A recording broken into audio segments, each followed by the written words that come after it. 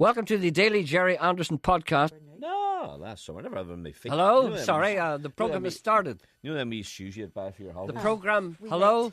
The Janet's asking me to have a new shoes. The program has started, Janet. It's incumbent upon you to pay attention to it. Never mind. What shoes?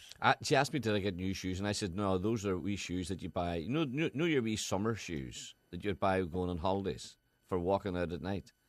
You know the wee I don't buy summer shoes for walking out at night going on holidays. On your holiday, you'd say, I'll buy a wee light shoe. I don't do that. And I haven't had them on my feet from last summer, so I put them on today. Do you notice any difference in the size of your feet?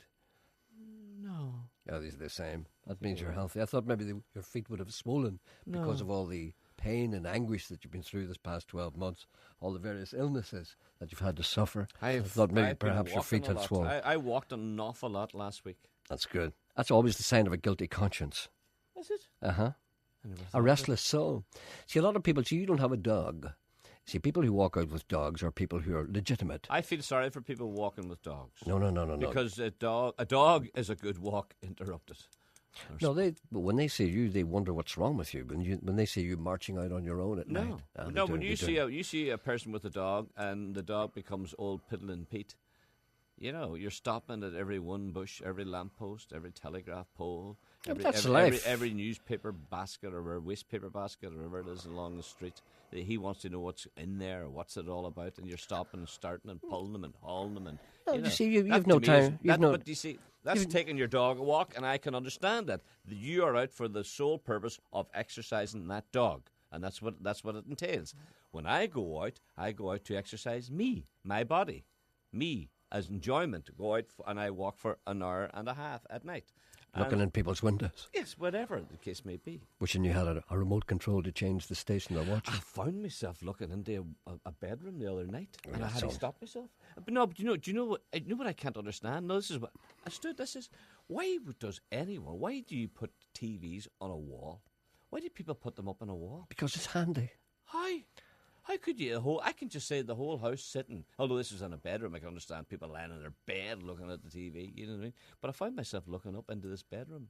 I said, "Jeepers! If anybody sees me, I better move on quickly." Mm-hmm. You might have been arrested for this. But I have noticed, and I brought this to your attention before. I have noticed that a lot of people have got their televisions in their living room on the wall. Why? Why do they do that? Because it's very comfortable. Because you can see it from any angle in the room. No, you cannot. Yes, you can. You can't.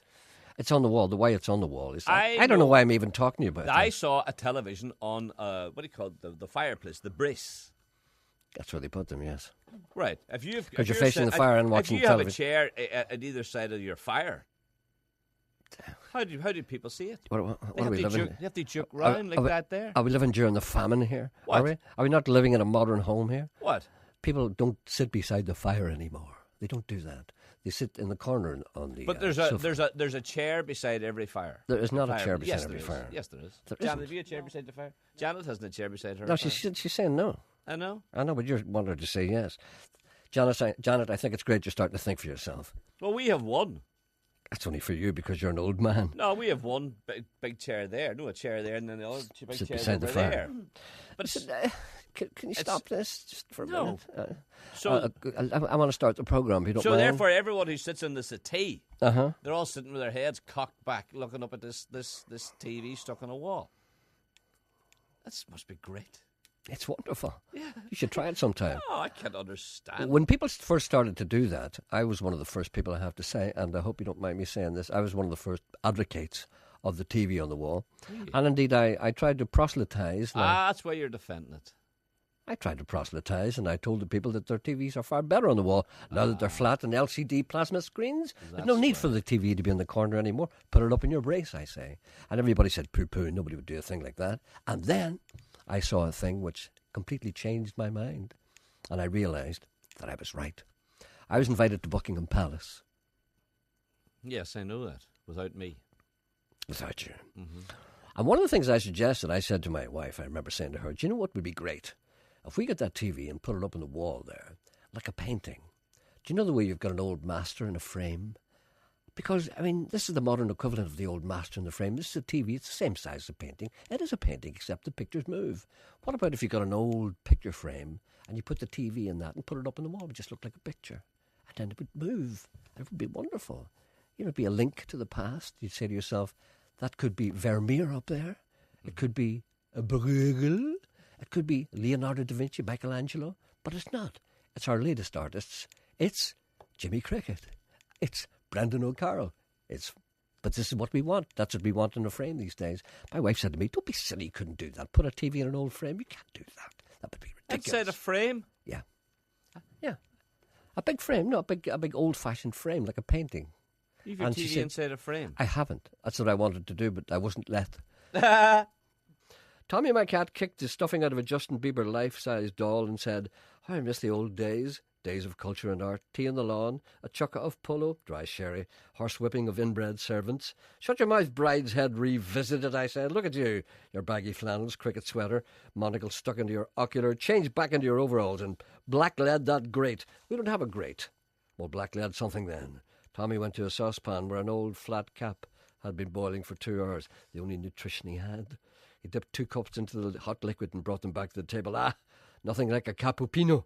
To brighten you up in the morning, responding to a knock on the door, I met with a big grey wall, which turned out to be Stephen Nolan's ill-fitting suit. Stand back, fat boy, I said. I can't see your face. Ah! I said when I saw it. Tubby danced from foot to foot and whimpered, Can I use your loo? Certainly not, I cried. This house does not have industrial sewage pipes. I'm touching cloth here, cried Tubby.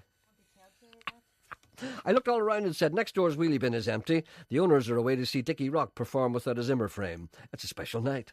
I picked up a hose pipe, nipped over the fence and stuck one end into the wheelie bin, handed the other end to Tubby and said, Go ahead, pretend you're a B-52 tanker refuelling an F-16 fighter plane. I then retired to bake a potato cake and avoided seeing anything which might frighten me. Minutes later, he knocked at the door with a big smile and a wet fork. It was then Tommy opened the lid of the neighbour's wheelie bin and said with a giggle, I'm going to sit in this empty wheelie bin and pretend I'm a Chilean miner. Splash! Tommy bobbed to the top twice before we picked him out, using a garden rake and a pitchfork. Oh, he did look pale. Tommy spluttered and said, I don't know why this wheelie bin is filled with water, but the strange thing is, it tastes of prawn cocktail crisp. I looked at Tubby. Tubby looked at me quietly, and the universe went on spinning in its own merry way. Just goes to show you, things never change, even though they remain the same. What's wrong with you? There's a man needs your help on one. I hope this is urgent. Well, according to him it is. Is it? Yeah. Where is he? One. Thank you for listening. Back tomorrow.